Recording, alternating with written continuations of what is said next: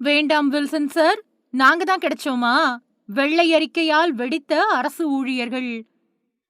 தமிழக அரசோட நிதிநிலை தொடர்பா வெளியிடப்பட்டிருக்கக்கூடிய வெள்ளை அறிக்கை அரசியல் அப்புறம் நிர்வாக ரீதியா பல்வேறு விவாதங்களை ஏற்படுத்தி இருக்கக்கூடிய நிலையில அதுக்கு எதிரா இப்போ அரசு ஊழியர் சங்கங்களும் குரல் கொடுக்க ஆரம்பிச்சிருக்கு. குறிப்பா வணிக வரித்துறையோட வருவாய் செயல்திறன் குறைபாடு தொடர்பா அறிக்கையில இடம்பெற்றிருக்கக்கூடிய கருத்துக்கள் அரசு ஊழியர்களை குற்றவாளிகளா சித்தரிக்கக்கூடிய வகையில இருக்கிறதா தமிழ்நாடு அரசு ஊழியர் சங்கம் குற்றம் சாட்டியிருக்கு. அது மட்டும் இல்லாம வெள்ளை அறிக்கையில இடம்பெற்றிருக்கக்கூடிய சில கருத்துக்களை உடனடியா திரும்ப பெறணும் அப்படின்னும், இல்லனா மாநிலம் முழுக்க ஜனநாயக ரீதியிலான போராட்டங்களை முன்னெடுக்க வேண்டிய சூழ்நிலை உருவாகும் அப்படின்னும் சங்கம் எச்சரிக்கை விடுத்திருக்கு. தமிழக அரசோட நிதிநிலை பத்தின சமீபத்துல வெளியிடப்பட்ட வெள்ளை அறிக்கையில கடந்த சில வருஷங்கள்ல மாநில வருவாய் வளர்ச்சி எதிர்பார்த்த அளவுக்கு இல்லாததற்கான காரணங்கள் பத்தி பல்வேறு தகவல்கள் இடம் பிடிச்சிருக்கு. அதுல குறிப்பா வணிக வரித்துறையோட வருவாய் வசூல் திறன் அப்புறம் நிர்வாக செயல்பாடுகள் பத்தி சில குறிப்புகள் அரசு ஊழியர்கள் மத்தியில அதிருப்தியை ஏற்படுத்தி இருக்கிறதா சொல்லப்படுது.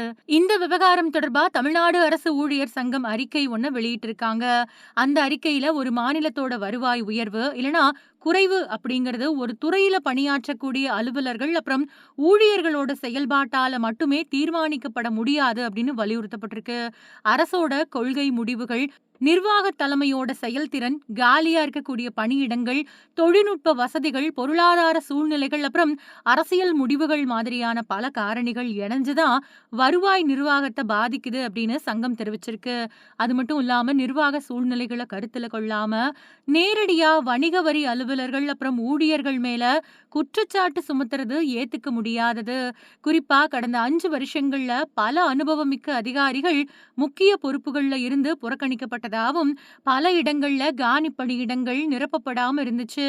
இதன் விளைவா நிர்வாக செயல்பாடுகள்ல பாதிப்பு ஏற்பட்டிருக்கலாம் அப்படின்னும், அதுக்கான பொறுப்பை முழுமையா ஊழியர்கள் மேல சுமத்துறது தவறான அணுகுமுறை. வெள்ளை அறிக்கையில இடம்பெற்றிருக்கக்கூடிய அமைப்பு சார்ந்த ஊழல் அப்படிங்கிற குறிப்பு ரொம்பவுமே கடுமையான குற்றச்சாட்டு அப்படின்னு அரசு ஊழியர் சங்கம் தெரிவிச்சிருக்கு. இந்த மாதிரியான குற்றச்சாட்டுக்களை முன்வைக்கிறப்போ அதுக்கான ஆதாரங்களையும் அரசு வெளியிடணும். யார் ஊழல் பண்ணாங்க, எந்த அளவுக்கு அரசுக்கு இழப்பு ஏற்பட்டிருக்கு, எந்த விசாரணையின் அடிப்படையில் இந்த முடிவுகள் தெரிவிக்கப்பட்டிருக்கு அப்படிங்கறத தெளிவுபடுத்தணும். ஒருவேளை ஊழல் நடந்ததற்கான உறுதியான ஆதாரங்கள் அரசு கிட்ட இருந்தா சம்பந்தப்பட்ட நபர்கள் மேல சட்டப்படி நடவடிக்கை எடுக்கணும்.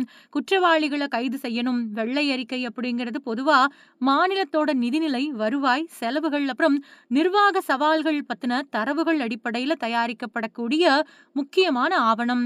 அதுல குறிப்பிட்ட ஆதாரங்கள் இல்லாம அரசு ஊழியர்கள் மேல குற்றச்சாட்டுகள் முன்வைக்கிறது அவங்களோட மன உறுதியையும் பணி சூழலையும் பாதிக்கும். இந்த மாதிரியான கருத்துக்கள் வணிக வரித்துறையில பணியாற்றக்கூடிய ஆயிரக்கணக்கான ஊழியர்களோட கண்ணியத்தையும் சேவை மனப்பான்மையையும் காயப்படுத்தியிருக்கு. அதனால வெள்ளை அறிக்கையில இடம்பெற்றிருக்கக்கூடிய சர்ச்சைக்குரிய கருத்துக்களை நிதியமைச்சர் உடனடியா திரும்ப பெறணும் அப்படின்னும், அரசு ஊழியர்கள் கிட்ட வருத்தம் தெரிவிக்கணும் அப்படின்னும் சங்கம் கோரியிருக்கு. இல்லனா மாநிலம் முழுக்க அரசு ஊழியர்களை ஒருங்கிணைச்சு ஜனநாயக வழியில போராட்டங்களை நடத்த வேண்டிய சூழ்நிலை உருவாகும் அப்படின்னும் எச்சரிச்சிருக்கு. தமிழக அரசோட வெள்ளை அறிக்கை ஏற்கனவே அரசியல் விவாதங்களை ஏற்படுத்தி இருக்கக்கூடிய நிலையில இப்போ அரசு ஊழியர் சங்கங்களும் எதிர்ப்பு குரல் எழுப்ப தொடங்கி இருக்கிறது இந்த விவகாரத்தை மேலும் பரபரப்பாக்கி இருக்கு. இதுக்கு அரசு என்ன பதிலளிக்க போகுது அப்படிங்கறதையும், அடுத்த கட்டமா என்ன நடவடிக்கை எடுக்கப்படுது அப்படிங்கறதையும் அரசு ஊழியர்கள் ஆர்வத்தோட எதிர்நோக்கி இருக்காங்க.